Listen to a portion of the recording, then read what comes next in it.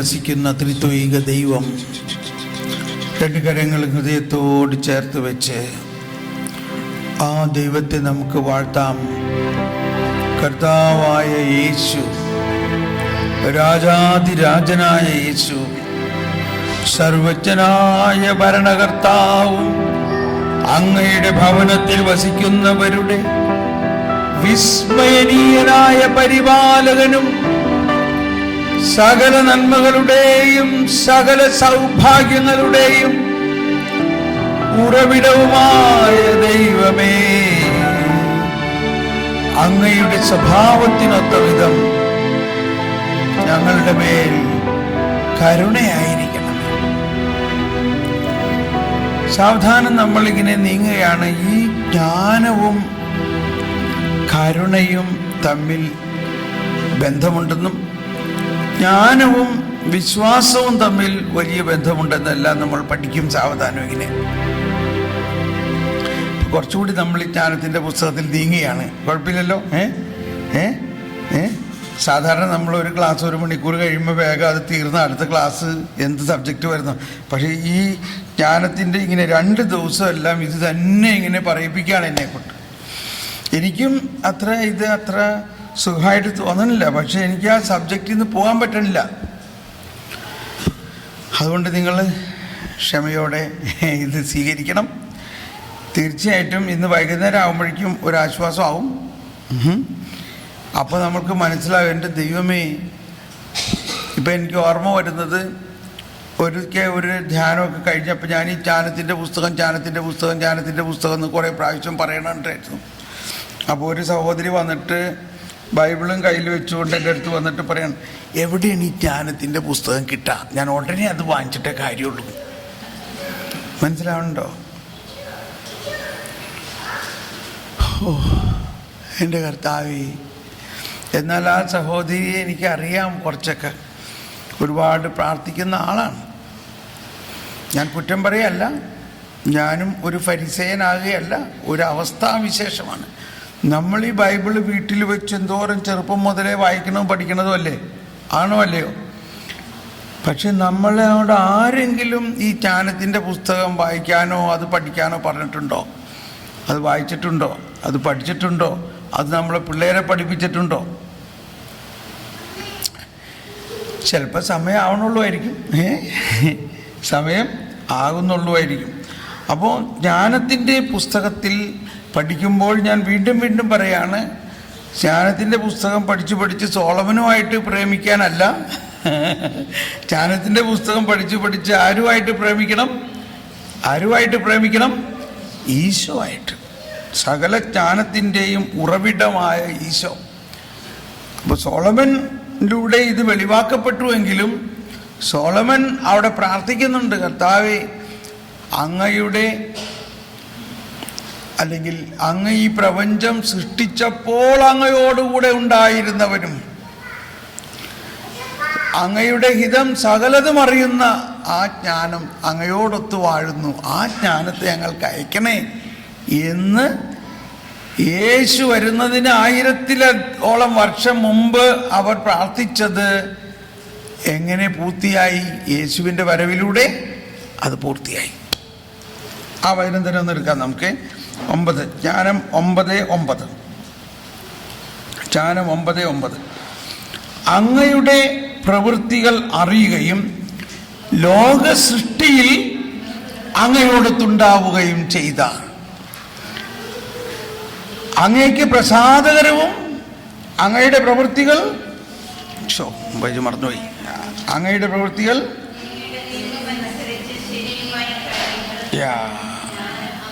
അങ്ങയുടെ പ്രവൃത്തികൾ അറിയുകയും ലോക സൃഷ്ടിയിൽ അങ്ങയോടൊത്തുണ്ടാവുകയും ചെയ്ത അങ്ങേക്ക് പ്രസാദകരവും അങ്ങയുടെ നിയമമനുസരിച്ച് ശരിയുമായ കാര്യങ്ങൾ അറിയുന്ന ജ്ഞാനം അങ്ങയോടൊത്ത് വാഴുന്നു.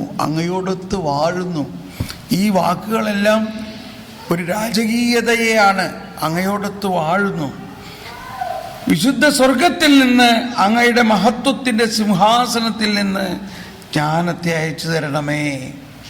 അവൾ എന്നോടൊത്ത് വസിക്കുകയും അധ്വാനിക്കുകയും ചെയ്യട്ടെ.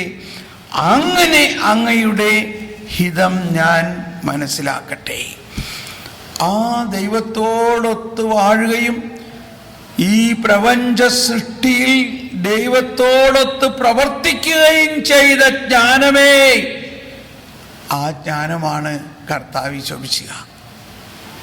അതാണ് നമ്മൾ കൊറിന്ത്യക്കാർ 1:30 പറഞ്ഞല്ലോ, നമ്മുടെ ജീവിതത്തിൻ്റെ ഉറവിടം അവിടെ നിന്നാണ്. ദൈവം അവനെ നമുക്കായി ജ്ഞാനമാക്കി അയച്ചിരിക്കുന്നു. God made him wisdom for us. ജ്ഞാനമേ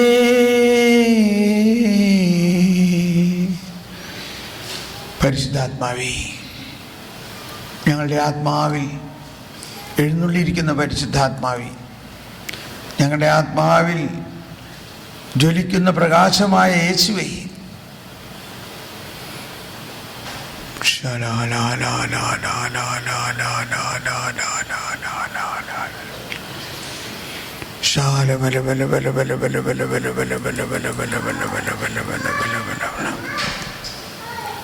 okay, 7-ാം അധ്യായത്തിലേക്ക് പോകാം നമുക്ക് കേട്ടോ. ഈ ജ്ഞാനം 7-ാം അധ്യായമാണ്. വർഷങ്ങളായിട്ട് ഞാനിങ്ങനെ വായിക്കുകയും പ്രാർത്ഥിക്കുകയും ചെയ്തിട്ടുണ്ട്. ഓരോ ചെറിയ വാക്കിലും എന്തോ ഒരാശയമാണ് അതിൽ നിൽക്കുന്നത് എന്നുള്ളതാണ്. ഇപ്പം നമ്മൾ കുറേ സമയം പറഞ്ഞുകൊണ്ടിരിക്കുന്നത് ഒറ്റ വാക്കിനെ പ്രതിയാണ്. എന്താണ് പറയണേ? അത് മനുഷ്യർക്ക് അക്ഷയ നിധിയാണ്. ഇത്രയാണ് വിഷയം. It is a unfailing treasure. ഒന്ന് പറഞ്ഞെല്ലാവരും, ഇത് മനുഷ്യർക്ക് അക്ഷയനിധിയാണ്. ഒന്ന് ഉച്ചത്തിൽ പറഞ്ഞേ, ഇത് മനുഷ്യർക്ക് അക്ഷയനിധിയാണ്.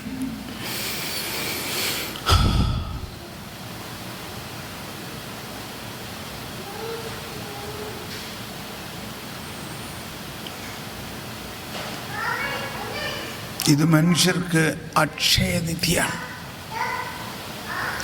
ഓ ദൈവമേ, ഓ ജ്ഞാനമേ, അക്ഷയമായ നിധി ജ്ഞാനസ്നാനത്തിലൂടെ ഞങ്ങൾക്ക് നൽകിക്കഴിഞ്ഞിരിക്കുന്നുണ്ടെങ്കിലും ദൈവമേ ഞങ്ങളോട് ക്ഷമിക്കണേ. ഞങ്ങൾ പശ്ചാത്തപിക്കുന്നു. എന്തിനാ പശ്ചാത്തപിക്കണേ? ആ നിധി മുഴുവനും നമ്മൾ ഉപയോഗിച്ചിട്ടില്ല, അത് തുറന്നിട്ടില്ല, അതവിടെ ഇരിക്കുക, അതവിടെ തന്നെ ഇരിക്കുക. പരിശുദ്ധാത്മാവേ, ഇനി നമുക്ക് അതിൻ്റെ അടുത്ത സ്റ്റെപ്പിലേക്ക് പോകാം. ജ്ഞാനം സിദ്ധിച്ചവർ ദൈവത്തിൻ്റെ സൗഹൃദം നേടുന്നു. സൗഹൃദം. ദൈവം നമ്മളെ ശിക്ഷിക്കുകയോ പീഡിപ്പിക്കുകയോ കർശനമായി കാര്യങ്ങൾ നടത്തിപ്പിക്കുന്ന ഒരു പോലീസുകാരനോ ഒരു ഭരണാധിപനോ എന്നോ അല്ല മനസ്സിലാക്കേണ്ടത്. ദൈവം നമ്മുടെ ഒരു ആത്മസ്നേഹിതനാണ്, ഒരു സ്നേഹിതൻ. അതാണ് ഈശോ അവസാനം പറഞ്ഞത്, ഞാൻ നിങ്ങളെ സ്നേഹിതനെന്ന് വിളിക്കുന്നു. നിങ്ങളെൻ്റെ സ്നേഹിതനാണ്. A friend in need is a friend in need എന്ന് പറയാറില്ലേ നമ്മൾ? എന്താണ് ഒരു സ്നേഹിതൻ്റെ ഏറ്റവും വലിയ കാര്യം? നമ്മൾക്ക് എന്ത് അവസ്ഥയിലും ആ സ്നേഹിതൻ നമ്മളെ സ്നേഹിക്കുന്നു, നമ്മൾക്ക് എന്ത് കാര്യങ്ങളും സഹായിക്കും. യാതൊരു പക്ഷപാതം കാണിക്കാതെ നമ്മളെ സ്നേഹിക്കുകയും സഹായിക്കുകയും ചെയ്യും സ്നേഹിതൻ. അതോടൊപ്പം എങ്ങനെ നമുക്ക് ഈ സ്നേഹബന്ധത്തിലേക്ക് പ്രവേശിക്കാം? അതാണ് 10 കന്യകമാരുടെ ഉപമ. അതിൽ എനിക്കറിയാം നിങ്ങളെല്ലാം വിവേകവതികളായ കന്യകമാരുടെ കൂട്ടത്തിലുള്ളവരാണ് അല്ലേ? മുൻകൂട്ടി പറയാണ്, 5 കന്യകമാർ വിവേകവതികളായിരുന്നു, മറ്റ്5 കന്യകമാർ വിവേകരഹിതരായിരുന്നു. ഇത് സുവിശേഷത്തിലെ വളരെ പ്രധാനപ്പെട്ട ഒരു ഉപമയാണത്. എന്നാൽ അത് യുഗാന്ത്യത്തെക്കുറിച്ചാണ് ആ ഉപമ പ്രധാനമായിട്ട് പറയുന്നത്. അതിനെക്കുറിച്ച് വിശുദ്ധ ഹിലാരിയോസ് എന്ന സഭാപിതാവ് വളരെയധികം വർണ്ണിക്കുന്നുണ്ടായിരുന്നു. അദ്ദേഹം പറയുന്നത്, അതിൻ്റെ സാരാംശം ഞാൻ പറയാം.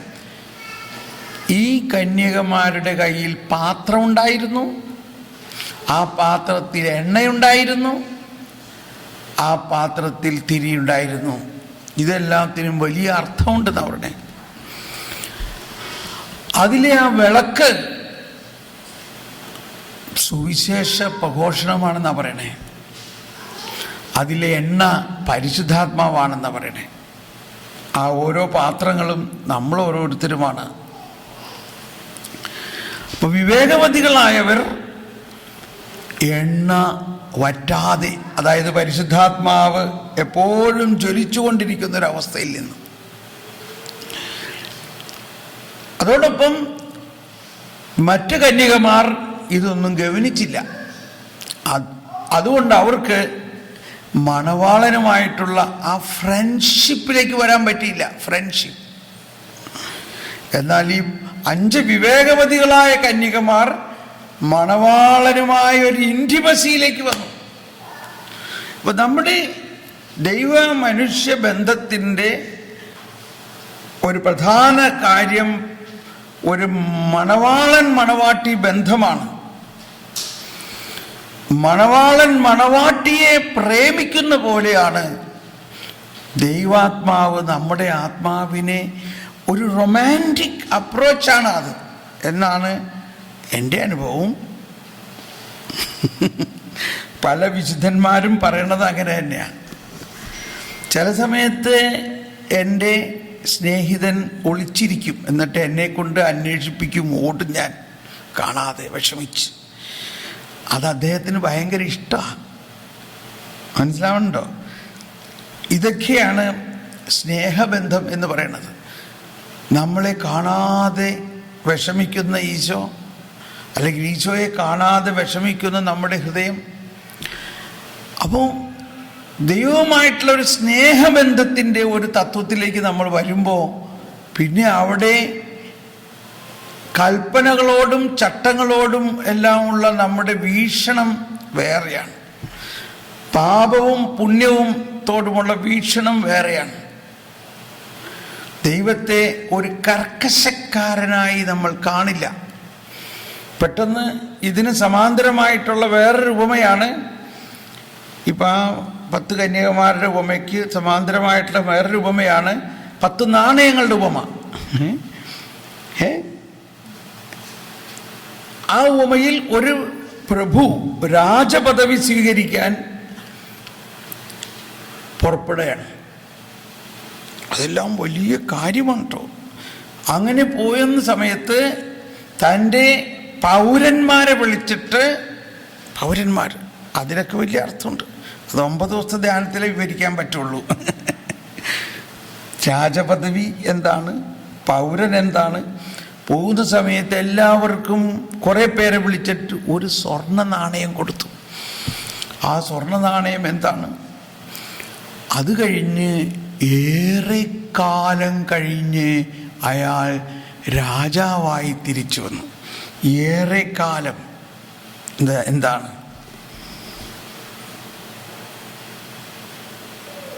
അതാണ് കർത്താവിൻ്റെ 2ാം വരവ്. ഇത്രയും മനസ്സിലാക്കുക. ഇനി അതിനെ വെച്ച് നിങ്ങൾക്ക് എക്സ്പ്ലെയിൻ ആവും. ഇപ്പം വിഷയം ഞാൻ പറയാൻ പോണത് ആ പോയിന്റ് അല്ല. മടങ്ങി വന്നപ്പോൾ, ഏറെക്കാലം കഴിഞ്ഞ് രാജാവായി മടങ്ങി വന്നപ്പോൾ വലിയ സ്വീകരണത്തോടെ വന്നു. ഈ നാണയം, സ്വർണ്ണ നാണയം കൊടുത്തിരുന്നവർ, കുറച്ച് വെള്ളമുണ്ട്, സ്വർണ്ണ നാണയം കൊടുത്തിരുന്നവർ ഓരോരുത്തരായിട്ട് വന്നു. ആദ്യം ഓടി ഒരാൾ വന്നിട്ട് പറഞ്ഞു, യജമാനെ, അങ്ങ് തന്ന ആ ഒരു സ്വർണ്ണ നാണയം ഞാൻ 10 ആക്കിയിരിക്കുന്നു. അപ്പോൾ യജമാനൻ പറഞ്ഞു, രാജാവ് പറഞ്ഞു, വെൽ ഡൺ, കൊള്ളാം, നല്ലവനും വിശ്വസ്തനുമായ ഭൃത്യ, നീ ചെറിയ കാര്യങ്ങളിൽ വിശ്വസ്തനായിരിക്കുന്നത് കൊണ്ട് ഞാൻ നിന്നെ വലിയ കാര്യങ്ങൾ ഏൽപ്പിക്കും. എന്താ വലിയ കാര്യം? ഞാനിപ്പോൾ രാജാവായിരിക്കുന്നു, ഈ 10 പട്ടണങ്ങളുടെ മേൽ നിനക്ക് ഞാൻ ആധിപത്യം തരുന്നു. 10 പട്ടണങ്ങൾ കപ്പിലൊഴിച്ച് 10 പട്ടണങ്ങളുടെ മേൽ ആധിപത്യം. മറ്റൊരാൾ 5 എണ്ണം ആക്കി മാറ്റിയപ്പോൾ 5 പട്ടണങ്ങളുടെ മേൽ ആധിപത്യം.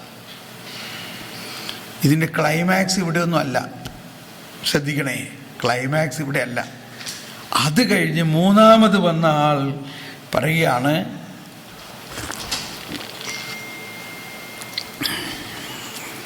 രാജാവേ ശ്രദ്ധിക്കണേ, എനിക്ക് അങ്ങയെ ഭയമായിരുന്നു, അങ്ങ് കർക്കശക്കാരനാണെന്ന് എനിക്കറിയാമായിരുന്നു, വെക്കാത്തിടത്ത് എടുക്കുന്നവനും വിതയ്ക്കാത്തിടത്ത് കൊയ്യുന്നവനുമാണെന്ന് എനിക്കറിയായിരുന്നു. അതുകൊണ്ട് അങ്ങ് തന്ന നാണയം തൂവാലയിൽ പൊതിഞ്ഞ് ഞാൻ കുഴിച്ചിട്ടിരുന്നു, അത് ഞാൻ ഇപ്പോൾ എടുത്ത് അങ്ങനെ തന്നെ തരുന്നു, ആ ഒരു നാണയം.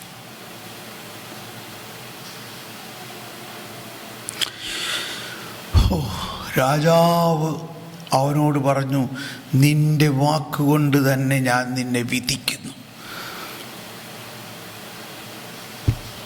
എന്നിട്ട് ആ ഒരു നാണയം അവൻ്റെ കയ്യിൽ നിന്ന് എടുത്ത് 10 നാണയമുള്ളവന് കൊടുക്കണം. അപ്പൊ കൂടെ ഉണ്ടായിരുന്നു, അയ്യോ അവന് 10 ഉണ്ടല്ലോ രാജാവ്, പിന്നെ അവനിക്ക് ഒരെണ്ണം കൂടി കൊടുക്കണം എന്താ? ഇവിടെയാണ് ചരിത്ര പ്രസിദ്ധമായ ഒരു പ്രഖ്യാപനം, ഉള്ളവന് കൂടുതൽ കൊടുക്കപ്പെടും, ഇല്ലാത്തവനിൽ നിന്ന് ഉള്ളത് കൂടി എടുക്കപ്പെടും.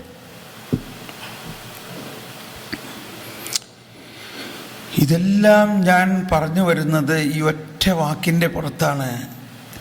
ഒറ്റ വാക്ക്, അക്ഷയമായ നിധിയും, 2 ദൈവത്തിൻ്റെ സൗഹൃദം. ദൈവം നമ്മൾക്ക് ആരാണ്? ദൈവവുമായിട്ടുള്ള ഒരു സൗഹൃദത്തിൻ്റെ കാര്യമാണ്.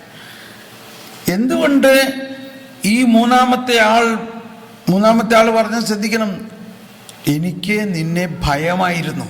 കണ്ടോ, അതിൻ്റെ അർത്ഥം സൗഹൃദമില്ല എന്നല്ലേ അർത്ഥം. ഒരു സുഹൃത്തിനെ ഭയപ്പെടേണ്ട ആവശ്യമുണ്ടോ? ഇതാണ് ദൈവവുമായിട്ടുള്ള ജ്ഞാനത്തിൻ്റെ ഒരു കാര്യം. ജ്ഞാനമുണ്ടെങ്കിൽ മനസ്സിലാകും ദൈവത്തെ ഭയപ്പെടേണ്ട ആവശ്യമില്ല. ദൈവം നമ്മുടെ വാത്സല്യനായ പിതാവാണ്, വാത്സല്യനായ സ്നേഹിതനാണ്. അങ്ങനെ മനസ്സിലാക്കിയവരാണ് ആദ്യത്തെ ആ ആൾ.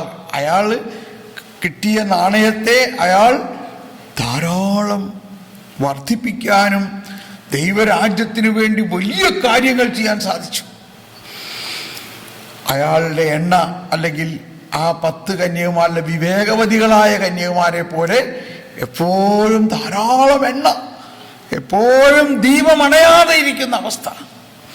എന്നാൽ വിവേകശൂന്യായ കന്യകമാർ ഈ മണവാളന്റെ സ്നേഹമോ മണവാളനെ കുറിച്ചുള്ള ആ ഫ്രണ്ട്ഷിപ്പ് ഇല്ലാത്തതിൻ്റെ പേരിൽ അവരങ്ങനെ അലസരായി അത് വർദ്ധിപ്പിക്കാതെ അങ്ങനെ വെച്ചു.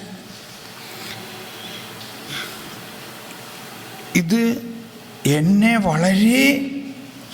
നിങ്ങളെയും ഇത് വളരെ ആകർഷിക്കും. 2 ദിവസം ഇത് തന്നെ ഞാൻ പറയും. കർക്കശ, ഈ വാക്ക് ബൈബിളിലെ അടിവരയിടേണ്ട ഒരു വാക്കാണ്. അത് എവിടെയാണ് എഴുതിയേക്കണമെന്ന് പറയാം.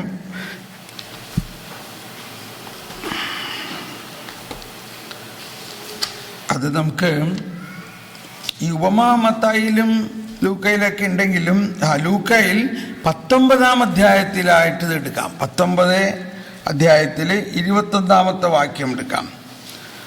അവിടെയാണ് കർക്കശക്കാരൻ.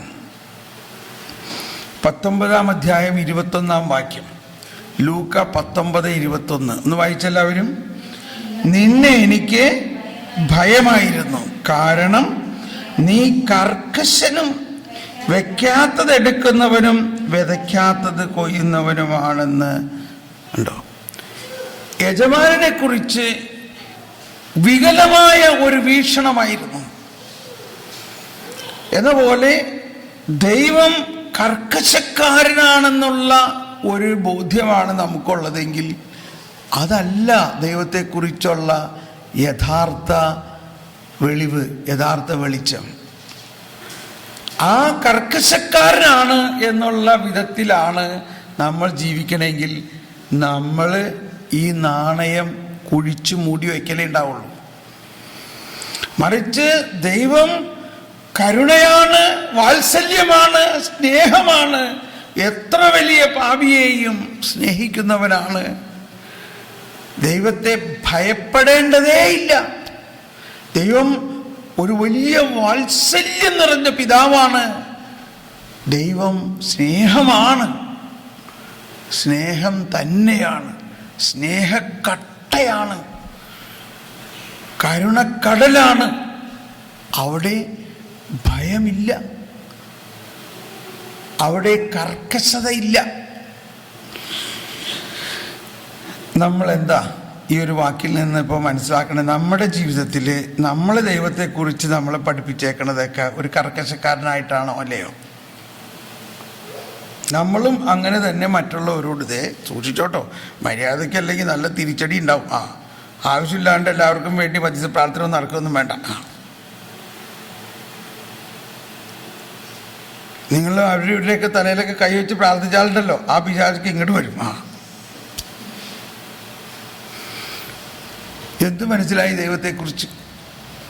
ദൈവത്തിൻ്റെ വാത്സല്യഭാചനമായ നമ്മളിൽ ത്രിത്വിക ദൈവം വസിക്കുന്നുണ്ടെങ്കിലും ആ ദൈവത്തിന് ഒരു ശക്തിയുമില്ല. അതിനേക്കാൾ വലിയ ശക്തി പിശാചിനാണ്, അല്ലെങ്കിൽ അതിനേക്കാൾ വലിയ ശക്തി നമ്മളുടെ കുറവുകൾക്കാണെന്നുള്ള ചിന്തയായില്ലേ?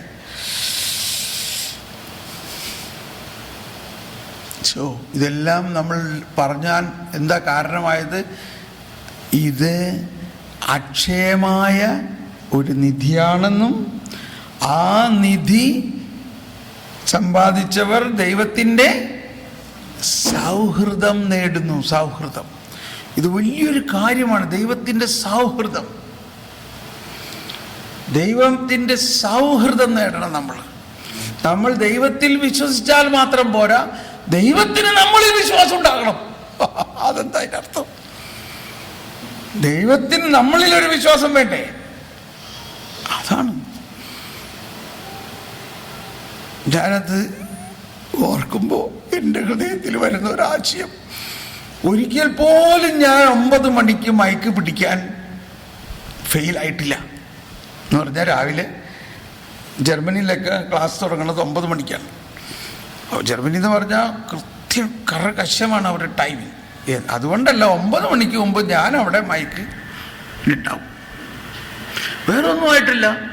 അത് എനിക്ക് ദൈവത്തോടുള്ള ആ ഒരു ഉത്തരവാദിത്വം പോലെയാണ്. അതുകൊണ്ട് ദൈവത്തിനറിയാം ഈ തോമസ് പോളിനോട് എന്തെങ്കിലും പറഞ്ഞാൽ അത് നടത്തുവൻ എന്ന മാതിരി നമുക്ക്, ഞാൻ ദൈവത്തിന് നമ്മളോടുള്ള വിശ്വാസത്തിനുള്ളതിൻ്റെ ഒരു ഉദാഹരണം പറയണത്. ഒരാളുടെ അടുത്ത് നമ്മളൊരു 10,000 രൂപ കൊടുത്തു വിട്ടത്, ഇത് ഇന്ന ആൾക്ക് കൊടുക്കാൻ പറഞ്ഞു. അയാൾ എന്ത് ചെയ്ത് കുറച്ച് ദിവസം ആ പൈസ ഒന്ന് മറിക്കാമെന്ന് വിചാരിച്ചു. അല്ല, കൊടുക്കാം, ഞാൻ മറിച്ച് കുറച്ച് ദിവസം കഴിച്ചിട്ട്, അപ്പോൾ ഈ കൊടുത്ത് അയച്ച ആളോട് അവിടെ പൈസ എത്തിയിട്ടില്ല. അപ്പോൾ 2 ദിവസം കഴിഞ്ഞപ്പോൾ ഇയാളോട് ചോദിച്ചു, ആ പൈസ എന്താ എത്തിക്കാൻ? അയ്യോ അത് സാറേ, അത് ഞാൻ ഒന്നും മറിച്ച് ഒരാഴ്ച കഴിഞ്ഞിട്ട് കൊടുത്തോളാം. കൊടുക്കാം, നീ ഒരാഴ്ച കഴിഞ്ഞിട്ട് കൊടുത്തോളാം. ഇപ്പോൾ അവന് ഇനി അടുത്ത പ്രാവശ്യം അവൻ്റെ കയ്യിൽ പൈസ കൊടുത്ത് വിടുമോ? കൊടുത്തു വിടില്ല. അടുത്ത പ്രാവശ്യം ഇതിനേക്കാൾ കുറച്ച് 10,000-ന് പകരം ഒരു 50,000 രൂപ കൊടുത്തു വിടണമെന്നുണ്ടെങ്കിൽ തീർച്ചയായിട്ടും ഇയാളുടെ അടുത്തിന് കൊടുത്തു വിടില്ല. അങ്ങനെയാണ് ദൈവം നമുക്ക് തന്നിരിക്കുന്ന ഒരു നാണയത്തെ 10 മാറ്റുമ്പോൾ കൊള്ളാം, നിന്നെ ഞാൻ വലിയ കാര്യം ഏൽപ്പിക്കും. മറിച്ച് ആ ഒരു നാണയത്തെ ഭയത്തിൻ്റെ പേരിൽ കർക്കശക്കാരനാണെന്നും പറഞ്ഞുകൊണ്ട് അവിടെ കുഴിച്ചിട്ടിരിക്കുമ്പോൾ ഇനി അവനെ വല്ലതിനും ഉപയോഗിക്കുമോ?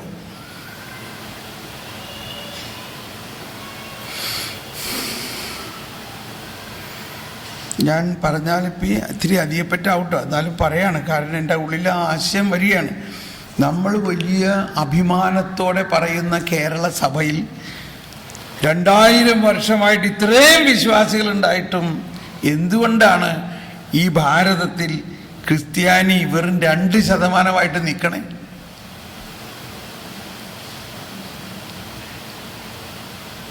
കാരണം നമ്മൾ അടുത്ത കാലത്ത് വരെ വിചാരിച്ചിരുന്നത് ഈ ദൈവവചനം പറയുക, സുവിശേഷം, ഇതൊക്കെ കന്യാസ്ത്രീമാരും അച്ഛന്മാർക്ക് മാത്രം ചെയ്യാവുന്നൊരു കാര്യമാണ്. നമ്മൾ ബാക്കിയുള്ളവരെന്ത് ചെയ്യണം? നമ്മൾ കുർബാനയ്ക്ക് പോകണം, അത് കഴിഞ്ഞ് സുഖമായിട്ട് പോത്തിറച്ചിയും പന്നിയിറച്ചിയും കാളയിറച്ചിയും മീൻ വറുത്തതും എല്ലാം അടിച്ച് സുഖമായിട്ട് കിടന്നുറങ്ങണം. അതാണ് നാണയം കുഴിച്ചിടുന്നതിൻ്റെ അർത്ഥം എന്ന് പറയുന്നത്.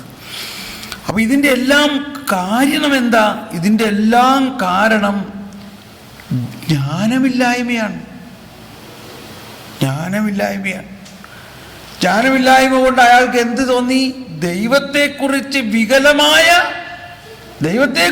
വികലമായ ഒരു ചിന്ത, ദൈവത്തിൻ്റെ സച്ചായി, സത്യാവസ്ഥ അവന് മനസ്സിലാവുന്നില്ല. സത്യത്തിൽ ദൈവം ആരാണ്? ദൈവം സ്നേഹം മാത്രമാണ്. എങ്കിലും ആ ദൈവത്തെ ഭയത്തോടെ കർക്കശക്കാരനായിട്ട് കാണുന്ന ഒരു ഇൻഫർമേഷൻ അയാൾക്ക് കിട്ടിയിരിക്കുകയാണ്. നമുക്കൊന്ന് പ്രാർത്ഥിക്കാം. എന്നിൽ വസിക്കുന്ന പരിശുദ്ധാത്മാവേ, എന്നിൽ വസിക്കുന്ന യേശുവേ, ഞാൻ പാപിയായിരിക്കെ അങ്ങ് എന്നെ സ്നേഹിക്കുന്നു, അങ്ങ് എന്നിൽ വസിക്കുന്നു, അങ്ങ് എന്നെ ഉപയോഗിക്കുന്നു, അങ്ങ് എന്നെ സ്നേഹിതനായി കണക്കാക്കുന്നു. ഓ പരിശുദ്ധാത്മാവേ, ദൈവത്തെക്കുറിച്ച് വികലമായ ചിന്തകൾ എന്നിലുണ്ടെങ്കിൽ, ദൈവം കർക്കശക്കാരനാണെന്നുള്ള ചിന്ത എന്നിലുണ്ടെങ്കിൽ അതെല്ലാം മാറ്റണമേ.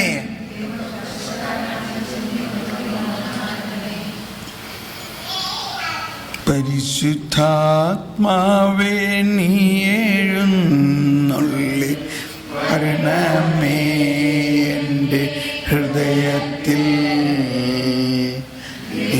ദിവ്യദാനങ്ങൾ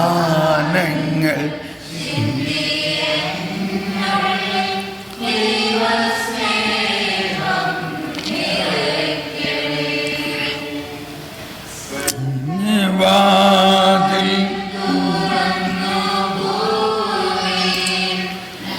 ഗലിക്കും പ്രകാശമേ,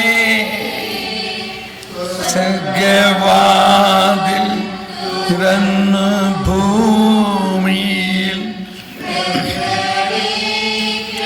പ്രവാഹമേ, മന്ദകാര വീരിപ്പുമാറ്റി നേരുന്ന ദീപമേ,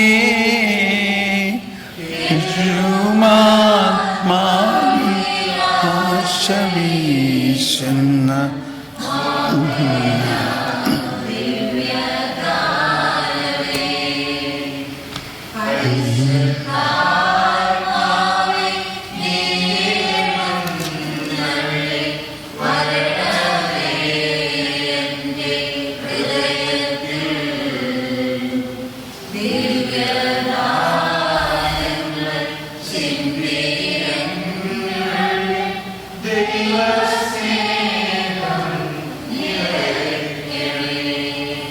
പരിശുദ്ധാത്മാവേ, ഞങ്ങളുടെ ആത്മാവിൽ ദൈവത്തിൻ്റെ സ്നേഹം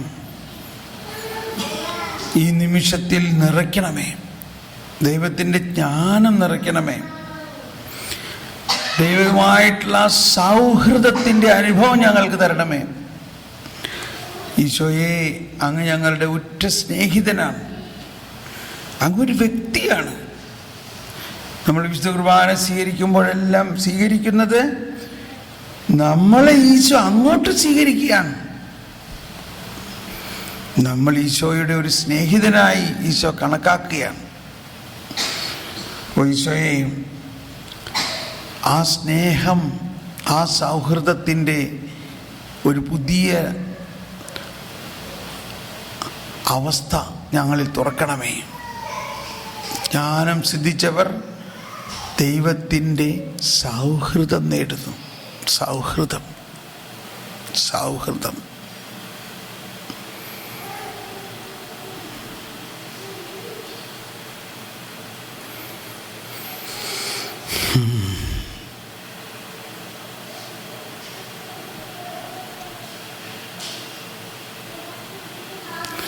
പ്രൈസ് ദ ലോർഡ്. ഇപ്പോൾ ഒരുപാട് ആശയങ്ങളാണ് എൻ്റെ അകത്ത് വരണത്. പെട്ടെന്ന് ആ ട്രാക്ക് മാറിപ്പോകും. എന്നാലൊന്ന് പറയാണ്. ഇതാണ് ഇൻറ്റിമസി എന്ന് പറയുന്നത്. ആ ദൈവമായിട്ടുള്ള ഇൻറ്റിമസി നമ്മളുടെ ആത്മാവിലുണ്ട്, ഓൾറെഡി ഉണ്ടെങ്കിലും നമുക്കതിൻ്റെ അനുഭവമാകാത്തത് നമ്മൾ ദൈവം കർക്കശക്കാരനാണെന്ന് പറഞ്ഞിരിക്കുകയാണെങ്കിൽ അനുഭവമാവില്ല. മറിച്ച് ദൈവം നമ്മുടെ സുഹൃത്താണെങ്കിൽ അനുഭവമാകും. ഇപ്പം ചിലവർ പറയാറുണ്ട്, ബ്രദറെ ഈ ഇൻറ്റിമസി എന്നൊക്കെ പറഞ്ഞിട്ട് എനിക്കൊന്നും കട്ടണില്ലല്ലോ എന്ന് പറയും. അപ്പോൾ അങ്ങനെയുള്ളവർക്കാണ് പേഴ്സണലായിട്ട് നമ്മളൊരു കൗൺസിലിങ്ങോ അല്ലെങ്കിൽ അവരോട് സംസാരിക്കണം. എന്താ നിൻ്റെ വിചാരം ദൈവത്തെക്കുറിച്ച്? ആരാണ് അവിടെ നിന്ന്? ഓ, അവിടെ നിന്ന് ഭയങ്കര വലിയ ആളല്ലേ. എന്ത് വലിയ ആൾ? എങ്ങനത്തെ ആൾ? ഒരു സ്നേഹിതനായിട്ട് കാണാൻ പറ്റുന്നുണ്ടോ ഈശോയെ? ഓ, അതെങ്ങനെയാണ് ഈശോനെ സ്നേഹിതനായിട്ട് കാണും? ഈശോ വലിയ ആളല്ലേ. അപ്പം അങ്ങനെയൊക്കെ നമ്മുടെ ഉള്ളിൽ ഈശോയെക്കുറിച്ച് പല ചിന്തകളുണ്ടാകാം. എന്നാൽ നമുക്കുണ്ടാകേണ്ട ഒരു ചിന്ത എന്താണ്? ഈശോ വാത്സല്യം. ഈ വാത്സല്യം എന്നുള്ള വാക്കൊക്കെ ഒന്ന് നമ്മുടെ ഡിക്ഷണറിയിൽ രണ്ടാമത് കൊണ്ടുവരണം. വാത്സല്യം.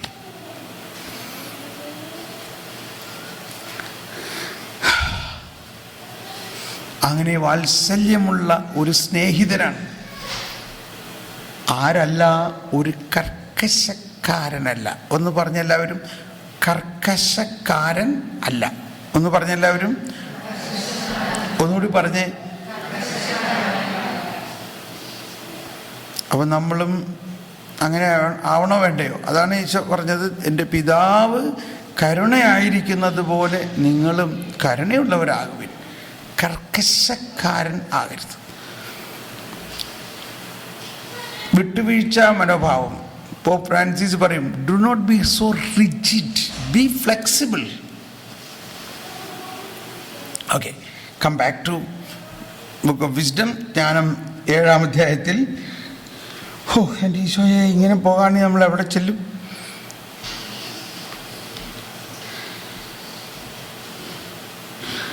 ഇനി ഇതിൻ്റെ അടുത്ത വചനം പറയുകയാണെങ്കിലേ അടുത്തത് എന്താണെന്നറിയാമോ? ജ്ഞാനം സിദ്ധിച്ചവർ ദൈവത്തിൻ്റെ സൗഹൃദം തേടുന്നു, അതിനുശേഷം അവളുടെ പ്രബോധനം അവരെ അതിന് യോഗ്യരാക്കുന്നു. അവളുടെ പ്രബോധനം, അവളുടെ പ്രബോധനം. ആരുടെ പ്രബോധനം? ജ്ഞാനത്തിൻ്റെ പ്രബോധനം അവരെ അതിന് യോഗ്യരാക്കുന്നു. വിവേകത്തോടെ സംസാരിക്കാനും ദൈവദാനങ്ങൾക്കൊത്ത വിധം ചിന്തിക്കാനും ദൈവം എന്നെ അനുഗ്രഹിക്കട്ടെ. അപ്പം ഈ നമ്മുടെ സംസാരം തന്നെ, ആ വാക്കുകൾ ദൈവജ്ഞാനം നിറഞ്ഞ വാക്കുകളാണെങ്കിൽ വാക്കുകളാകാം. അല്ലെങ്കിൽ നമ്മളിങ്ങനെ പലതും സംസാരിക്കും, പക്ഷേ ചിലതിനൊന്നും യാതൊരു അർത്ഥം ഉണ്ടാവില്ല. അതാണ് നമ്മൾ സംസാരിക്കുമ്പോൾ ദൈവദാനങ്ങൾക്കൊത്ത വിധം, നമുക്കെല്ലാവർക്കും ദൈവം തന്നിരിക്കുന്ന വിളി, ദാനം, അതിനൊത്ത വിധം വിവേകത്തോടെ സംസാരിക്കാൻ സാധിക്കുന്നത് ഈ ജ്ഞാനം നമ്മളിൽ നിറയുമ്പോഴാണ്. ചിലർ പറയും ടൈം പാസ്സാകണില്ല, അതുകൊണ്ട് ചീട്ട് കളിക്കണം അല്ലെങ്കിൽ ഗോസപ്പ് ചെയ്യണം. നമ്മളെ സംബന്ധിച്ച് ഒരു 24 മണിക്കൂർ കൊണ്ട് ഇങ്ങനെ കിട്ടുകയാണെങ്കിൽ, അല്ലെങ്കിൽ 24 മണിക്കൂറിന് പകരം ഒരു 26 മണിക്കൂർ ആകാണെങ്കിൽ നല്ലതാണെന്നുള്ള വിധത്തിലായിരിക്കും. ടൈമില്ല നമുക്ക്. ആ സ്ഥിതി ഒന്ന് ആലോചിച്ച് നോക്ക്. ടൈം പാസ്സില്ല. ടൈം പാസ്സാകാത്തതുകൊണ്ട് ചുമ്മാ ഗോസിപ്പ് ചെയ്തുകൊണ്ടിരിക്കുന്നു. അപ്പം അതിൻ്റെ കാരണം എന്താ മൂലകാരണം? ജ്ഞാനമില്ലായ്മയാണ്, വിവേകമില്ലായ്മയാണ്.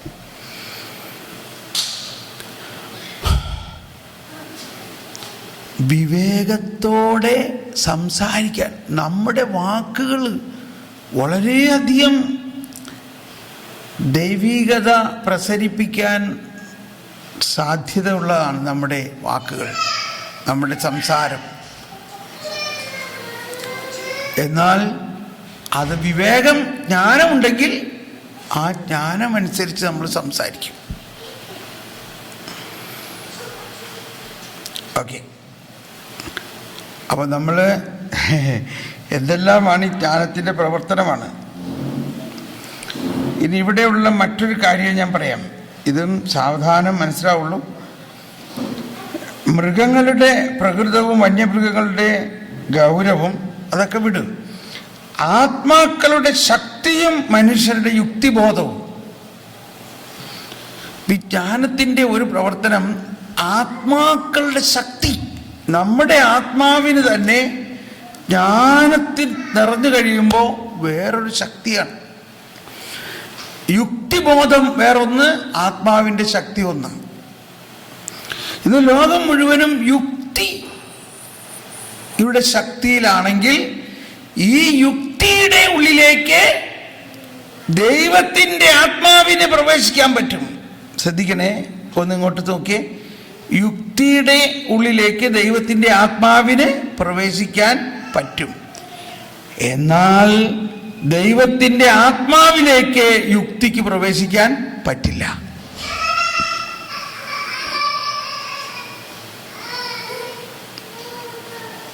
മനസ്സിലാവുന്നുണ്ടോ? അതാണ് ആത്മാവിൻ്റെ ശക്തി മനുഷ്യന്റെ യുക്തിബോധത്തിൽ കടന്ന് ആ യുക്തിയെ പ്രകാശിപ്പിക്കാൻ പറ്റും. എന്നാൽ ആത്മാവിലേക്ക് യുക്തിക്ക് പ്രവേശിക്കാൻ പറ്റില്ല.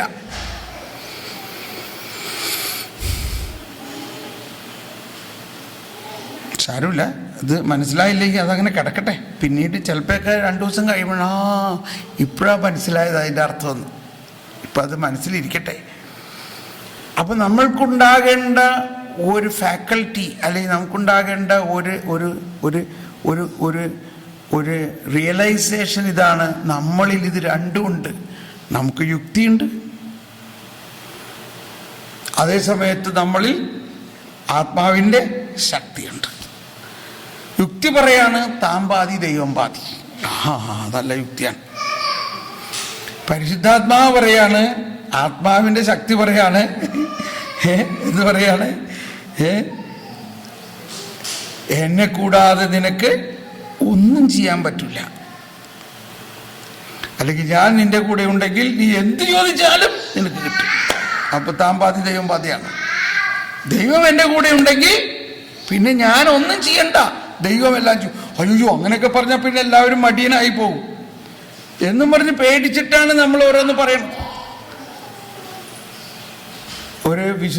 ഒരു ജർമ്മൻകാരി വിശുദ്ധയാണ് ഹിൽഡിഗാർഡ്. വിശുദ്ധ ഹിൽഡിഗാർഡ് പറയും, ഞാനൊരു അപ്പുപ്പന്താടി പോലെയാണ്.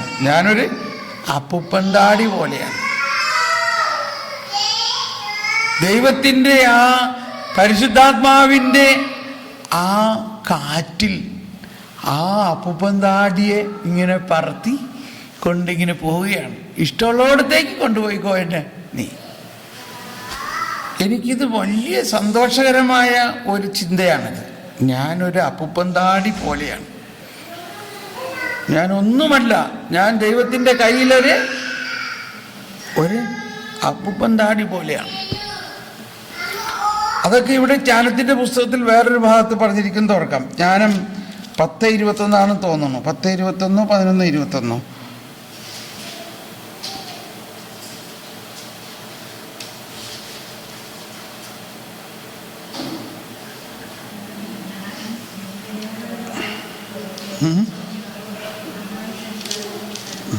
ഇല്ല, അവിടെ ഇല്ല.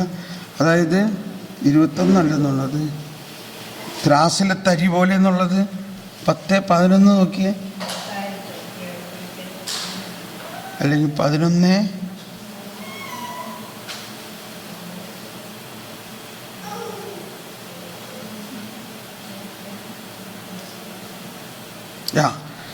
11, 21, 22. 11, 21, 22. മഹത്തായ ശക്തി അവിടത്തേക്ക് അധീനമാണ്. അങ്ങയുടെ ഭുജബലത്തെ ചെറുക്കാൻ ആർക്ക് കഴിയും? അടുത്ത വചനം 22 ഒന്ന് വായിച്ച്. 11, 22 ഒന്ന് വായിച്ച് എല്ലാവരും. ലോകം അങ്ങയുടെ മുമ്പിൽ ത്രാസിലെ തരി പോലെയും പ്രഭാതത്തിൽ ഉതിർന്നു വീഴുന്ന ഹിമകണം പോലെയുമാണ്. ഈ ലോകം മുഴുവനും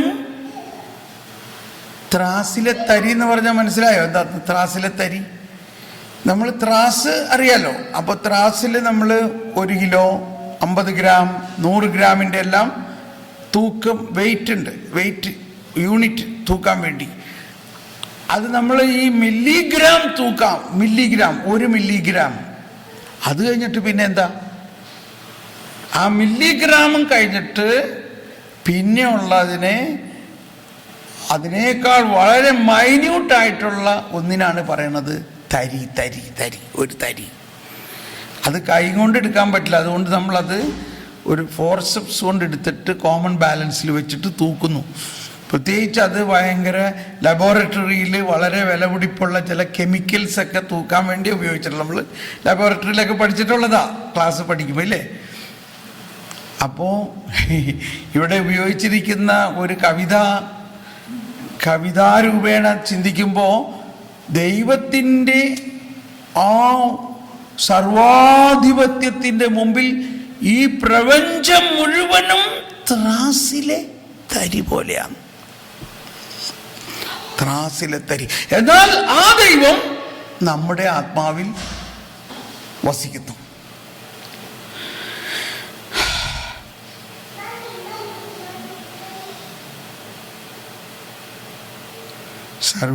സർവാധിപനാം കർത്താവേ, നിന്നെ വണങ്ങി നമിക്കുന്നു.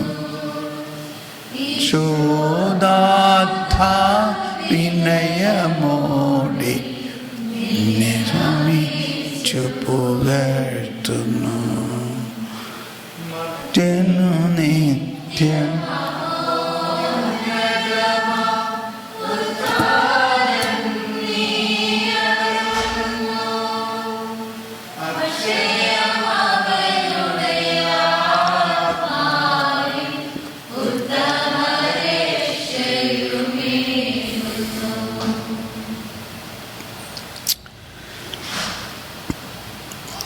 എൻ്റെ കർത്താവേ. ഓക്കെ, നമ്മൾ ഇങ്ങനെ പോയാൽ ശരിയാവില്ല. ഇത് 9 ദിവസത്തെ ധ്യാനമല്ല, നാളത്തെ കൊണ്ട് ധ്യാനം തീരും.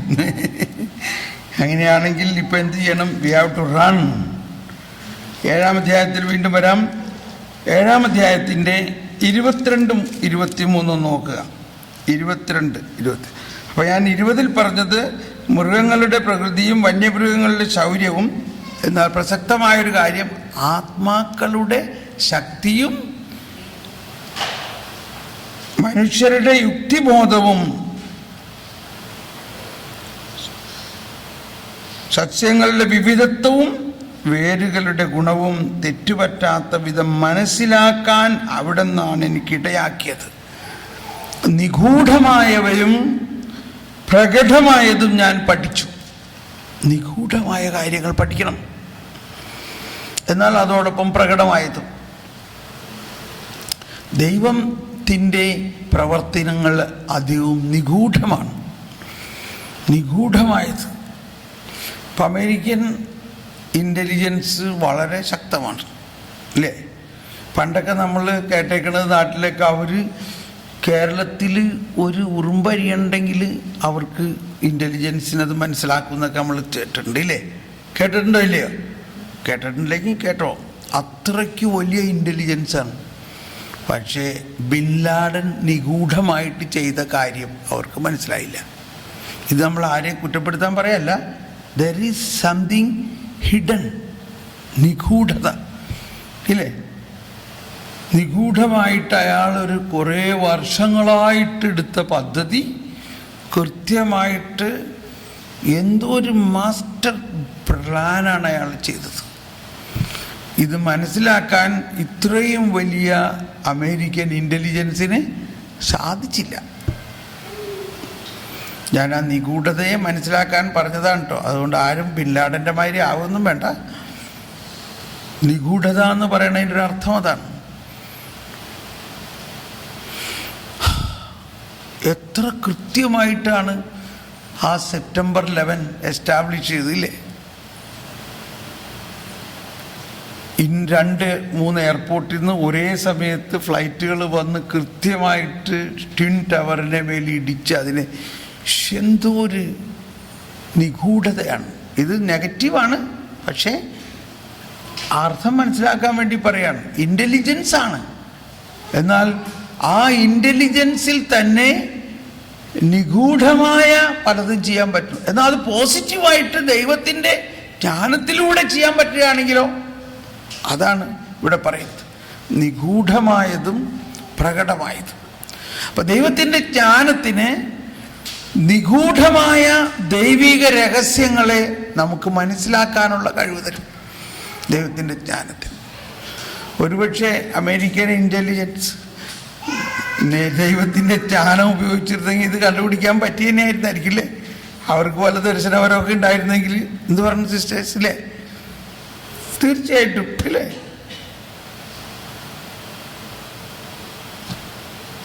അതാണ് ജ്ഞാനത്തിൻ്റെ പ്രവർത്തനത്തിൽ നിഗൂഢമായ കാര്യങ്ങളെ പ്രകടമാക്കും എന്ന് പറഞ്ഞാൽ വെളിപ്പെടുത്തും. അതും ജ്ഞാനത്തിൻ്റെ പ്രവർത്തനമാണ്, നിഗൂഢമായതും പ്രകടമായതും. ഇത് വിശദീകരിച്ച് പോവുകയാണ്, എന്നോട് ക്ഷമിക്കണം, ഞാൻ എനിക്ക് വേഗം പോകാൻ നോക്കുകയാണ് കേട്ടോ. പക്ഷെ അത് it is going far and wide. എന്താണെന്ന് അറിഞ്ഞൂടാ.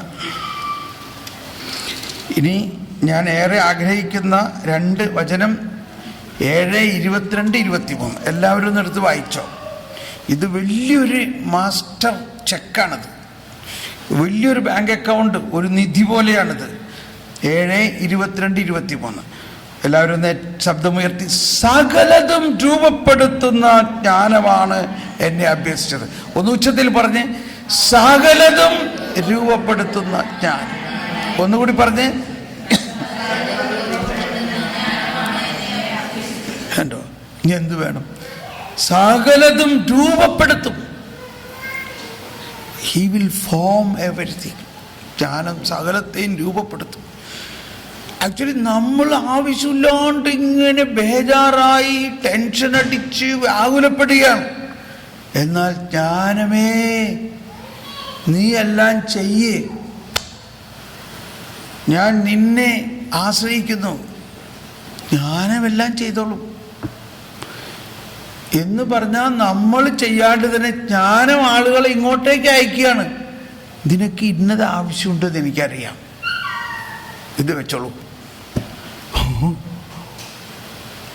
അപ്പോഴും നമുക്ക് മനസ്സിലാവണില്ല അത് ശരിക്കും ആവശ്യമുണ്ടോ. 2 ദിവസം കഴിഞ്ഞപ്പോഴാണ് മനസ്സിലാവുന്നത് കറക്റ്റ് അത് നമുക്ക് വേണമായിരുന്നു.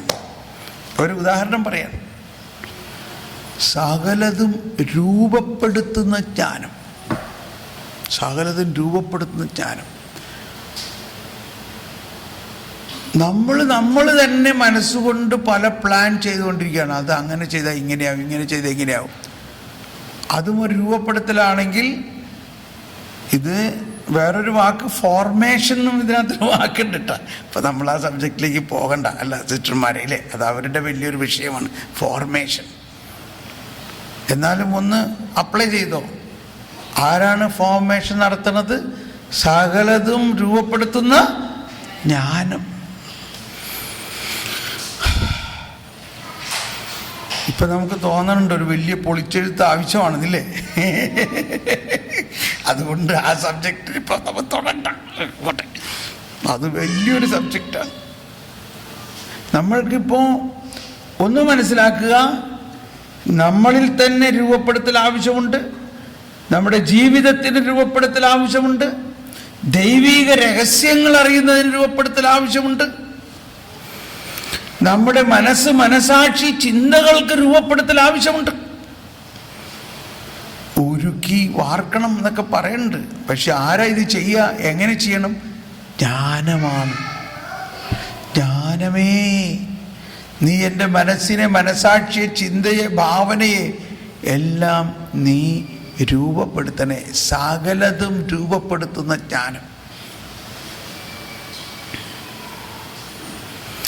ഇനി അടുത്ത വചനം ജോൺ പോൾ രണ്ടാമൻ്റെ ഈ പ്രബോധനത്തിൽ ഒരു സ്ഥലത്ത് പറയുന്നുണ്ട്, പരിശുദ്ധാത്മാവിൻ്റെ ഏറ്റവും വലിയ വരം ഈ ജ്ഞാനമാണ്. എന്നിട്ട് ഈ വചനം കോട്ട് ചെയ്തിട്ട് ഈ 7:23 21 പ്രോപ്പർട്ടീസ് പറയുന്നുണ്ട് ജ്ഞാനത്തിൻ്റെ. 21 പ്രോപ്പർട്ടീസ് ജ്ഞാനത്തെക്കുറിച്ച്. അത് അദ്ദേഹം എടുത്ത് ഇതിൽ പ്രതിപാദിച്ചിരിക്കുകയാണ്. അപ്പോൾ അതുകൊണ്ട് ഒന്ന് അത് എല്ലാവരും ശബ്ദമുയർത്തി ഏറ്റുപറഞ്ഞ് വായിക്കുകയും ആ ഓരോ പ്രോപ്പർട്ടീസിൻ്റെയും ആഴമായ ഒരു ഉൾക്കാഴ്ച നമുക്കുണ്ടാകാൻ വേണ്ടി ആഗ്രഹിക്കാം. എന്താണ് അവളുടെ ചൈതന്യം 7:23 എല്ലാവരും എടുത്ത് വായിച്ചോ നിങ്ങൾ.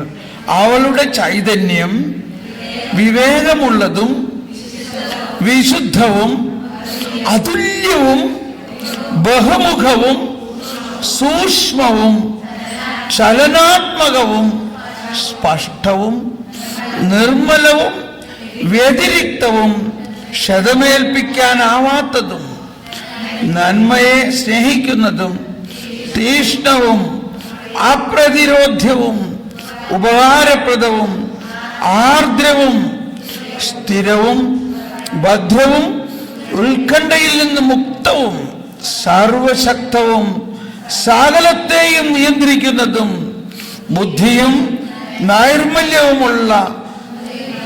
നൈർമല്യവും സൂക്ഷ്മതയുമുള്ള ചേതനകളിലേക്ക് ചൂഴിഞ്ഞിറങ്ങുന്നതുമാണ്.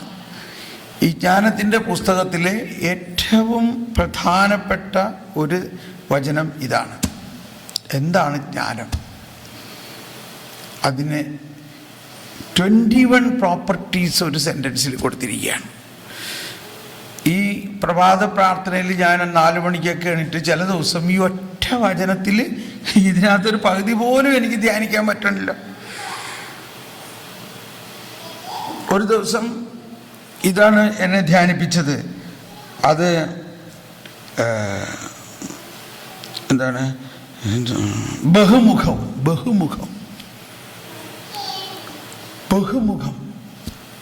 അപ്പം അന്ന് എന്നോട് കർത്താവ് പറയാണ്, നീ ഇന്നത് ചെയ്യണം. എനിക്ക് യാതൊരു അറിവില്ല ആ ഫീൽഡിനെ കുറിച്ച്, യാതൊരു അറിവില്ല ആ ഒരു മേഖലയെക്കുറിച്ച്. അങ്ങനെ ഇരിക്കുമ്പോഴാണ് ഈ വചനം കിട്ടുന്നത്. ജ്ഞാനം ബഹുമുഖം. ഒരിക്കൽ എന്നോട് പറഞ്ഞു, കുട്ടികൾക്ക് വേണ്ടി അനിമേഷൻ ഫിലിം ഉണ്ടാക്കണം. എൻ്റെ ദൈവമേ, ഈ അനിമേഷൻ ഫിലിം ഉണ്ടാക്കാനായിട്ട് എനിക്ക് യാതൊരു കഴിവില്ല.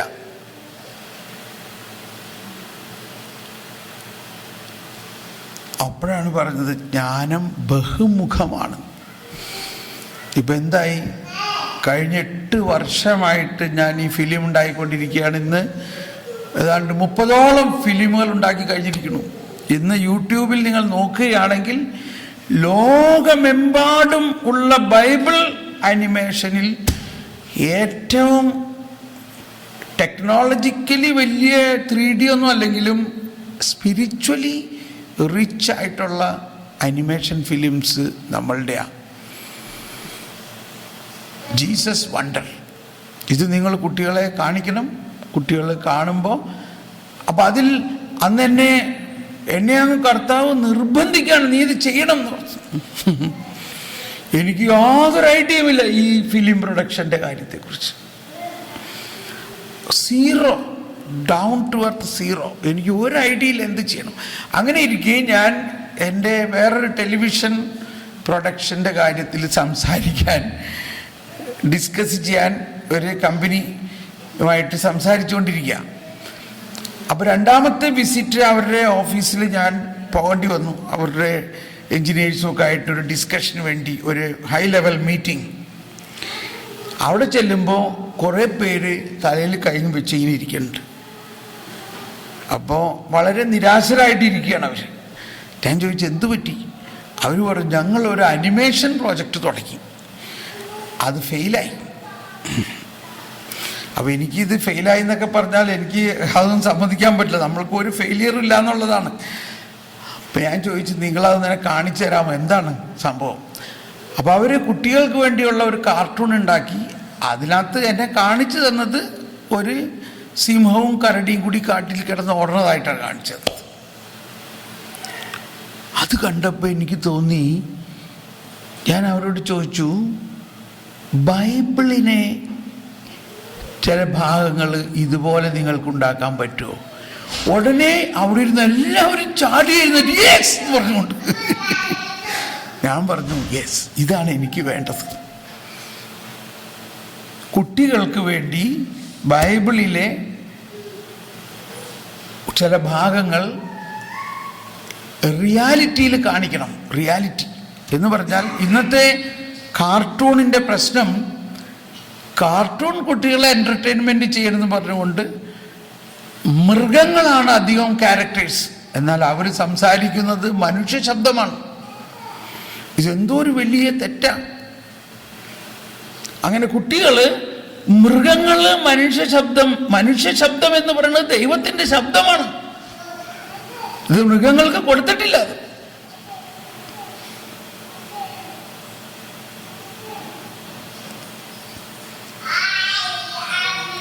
ആ ദൈവശബ്ദം മൃഗങ്ങളെ കൊണ്ട് സംസാരിപ്പിച്ച് ചില ഉണ്ടാക്കണം.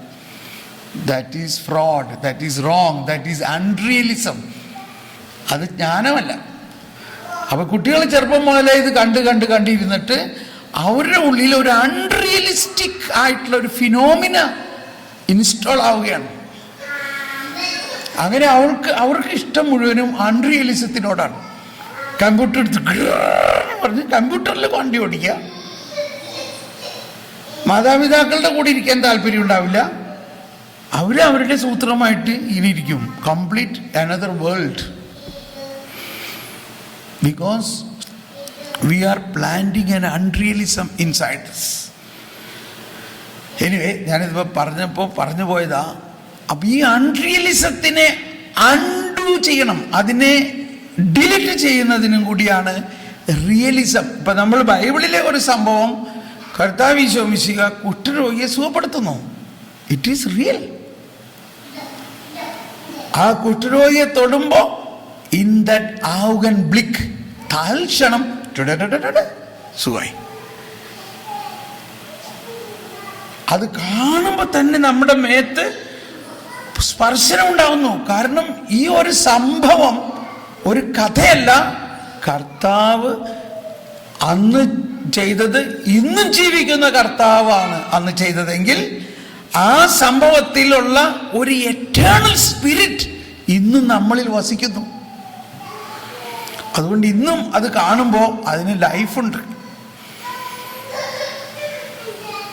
ഒരു ഓട്ടിസമുള്ള ഒരു കൊച്ച്, അവന് ഞാനിത് കാണിച്ചു കൊടുത്തു. അവന് ഭയങ്കര ഇഷ്ടമായത് മാത്രമല്ല, അവൻ്റെ വീട്ടിൽ ഇപ്പൊ ഇത് മാത്രം ഇടാൻ പറ്റുള്ളൂ, വേറെ ഒന്നും ആരെയും കാണിക്കില്ല. അവന് ജീസസ് വണ്ടർ മാത്രം കണ്ടാൽ മതി. മറ്റു കുട്ടികൾ വന്നു കഴിയുമ്പോൾ അവരൊക്കെ കാണിക്കും അവനത്. അവനൊരു 8 വയസ്സായിട്ടുണ്ടാവും. അവൻ നമ്മുടെ ജീസസ് വണ്ടറിൻ്റെ വലിയ ഒരു പ്രൊമോട്ടറാണ്. എനിവേ, അപ്പോൾ ഞാൻ പറഞ്ഞത് ബഹുമുഖം എന്നുള്ളതിൻ്റെ അർത്ഥം മനസ്സിലാക്കി. എന്തിനു പറയണു? ഇപ്പോൾ ഞാൻ സ്ക്രിപ്റ്റ് എഴുതണു, ഞാൻ അതിൻ്റെ ഓരോ ഫ്രെയിമുകൾക്കും ഡയറക്ഷൻ കൊടുക്കണു. ഞാൻ പറയണു അങ്ങനെയല്ല, ഇങ്ങനെ വേണം. എനിക്കിത് എവിടെ നിന്ന് കിട്ടണു? എനിക്ക് വളരെ എളുപ്പമാണ്. എനിക്ക് ഒരാളോട് ചോദിച്ചാൽ മതി. അതാരാ? All creativity come from creator. ഈ ബഹുമുഖ ജ്ഞാനമുള്ള ജ്ഞാനം തന്നെയായ ദൈവത്തോട് ചോദിച്ചാൽ എല്ലാം എനിക്ക് പറഞ്ഞു തരൂലേ? എല്ലാം പറഞ്ഞു തരൂലേ?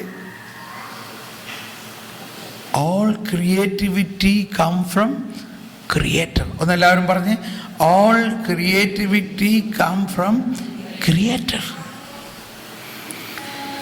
ഇപ്പൊ ഈ 21 പോയിന്റിൽ ഒരു പോയിന്റാണ് ഞാനിപ്പോൾ എക്സ്പ്ലെയിൻ ചെയ്തത്. എന്താണ് ആ ഒരു പോയിന്റ്? ബഹുമുഖം. അപ്പൊ നമ്മളിൽ എല്ലാവരിലും ഒരു ബഹുമുഖ ജ്ഞാനമുണ്ട്. നമുക്ക് ഒരു വരമല്ല, പലതരത്തിലുള്ള അനുഗ്രഹങ്ങളും വരങ്ങളും ദാനങ്ങളും വിളിക്കുള്ളിലെ വിളിയും എല്ലാം ഉണ്ട്. വിളിക്കുള്ളിലും. മദർ തെരേസ ഒരു സ്കൂൾ ടീച്ചറായിട്ടാണ് വന്നത്. എന്നിട്ട് എങ്ങനെയാ പോയത്? ബഹുമുഖം. കേട്ടോ, ആ സ്കൂൾ ടീച്ചറായി വന്ന മദർ തെരേസ ആരായിട്ട് മാറിയൊന്ന് ആലോചിച്ച് നോക്കിയേ.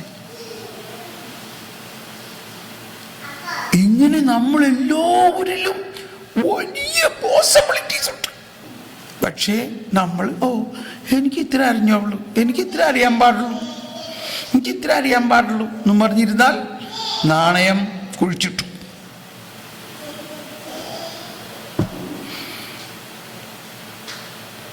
മറിച്ച് പരിശുദ്ധാത്മാവേ